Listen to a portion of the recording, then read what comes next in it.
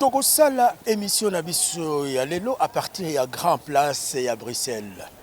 Ndenge bino moko bozomona tozali na Grand Place oyo ya Bruxelles, place oyo ba Belge na ba muzungu nyoso soki aye na Bruxelles balekaka awa. Place oyo tobengaka yango Grand Place de Bruxelles.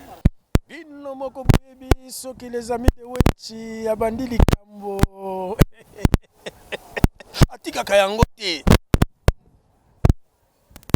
Gouvernement na biso bisinya sinya. Gouvernement na biso bisinya sinya. Ba mama batata bandeko soki bo signer eloko. Il faut honorer yango. Il faut qu'on respecte signature na yo. Pona nini gouvernement na biso bisinya sinya. Na contrat oyo basinyaki na États-Unis ba mama batata bandeko.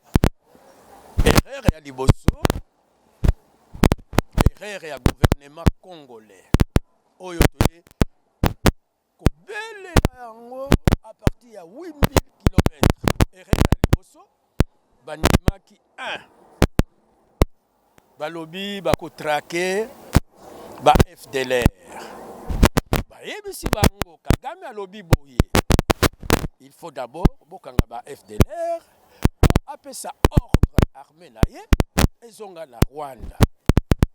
Est-ce que condition wana bondimi yango bango balobi oui ba signer.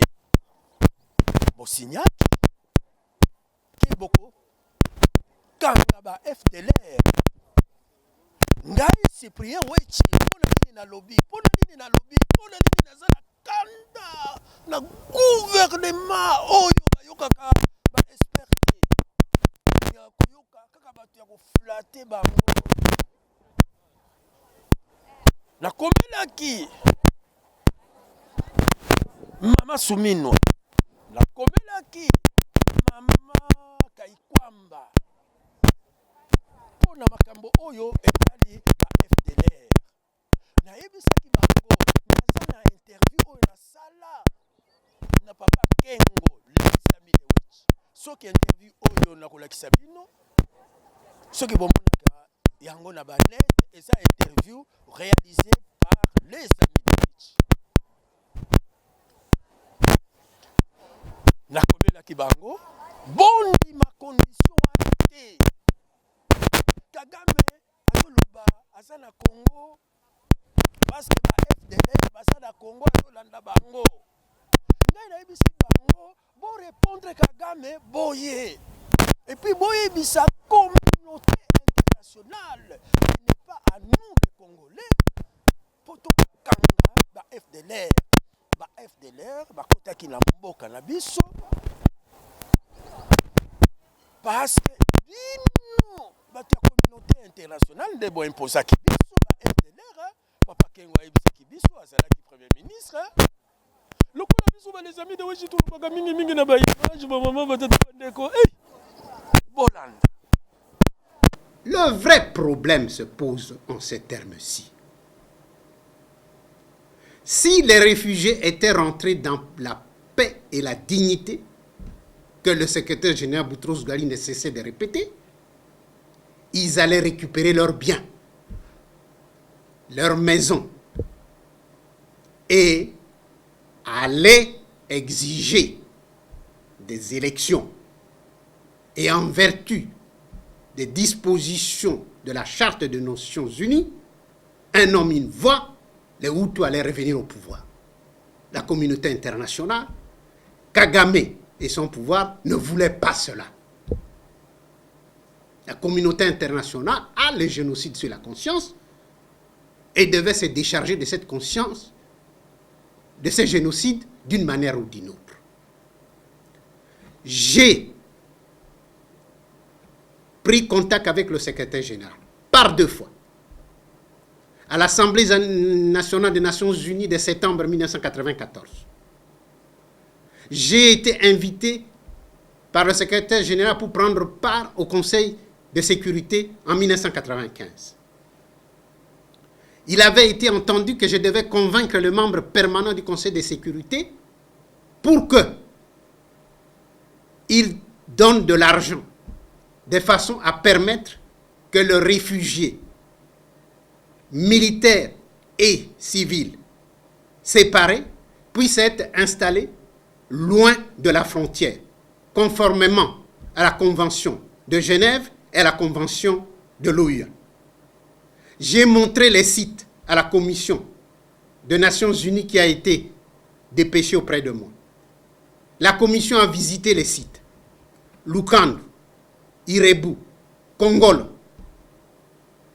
Mais lorsque la Commission a fait son devis, le secrétaire général a trouvé que c'était trop cher, on ne peut pas le faire. On n'a jamais séparé les militaires des civils. On les a laissés sur place.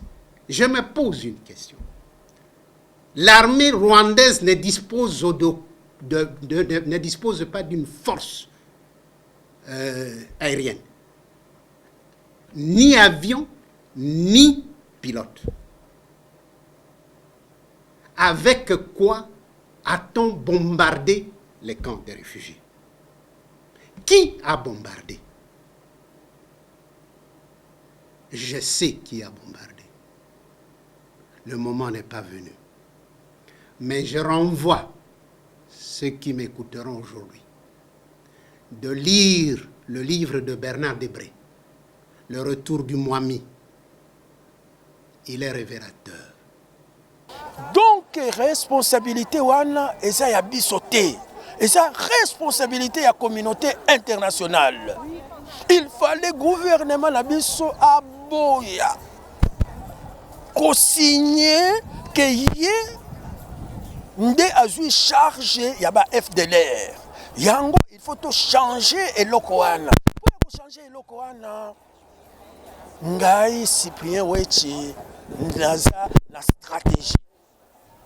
Avant ya ko pese la bino stratégie na ngai, il faut d'abord na expliquer bino. Na expliquer bino ba erreur ya gouvernement na biso bisinya eza mabe. Yango lundi lobien na kozala l'ambassade na kosenga audience pe na kosenga audience na kotana na ambassadeur na remettre ye rapport ya Genève 2 na remettre ye rapport na proposition à les amis de Wechi comment résoudre le problème ya ba FDLR lobi na koya lisusu na erreur mosusu ya gouvernement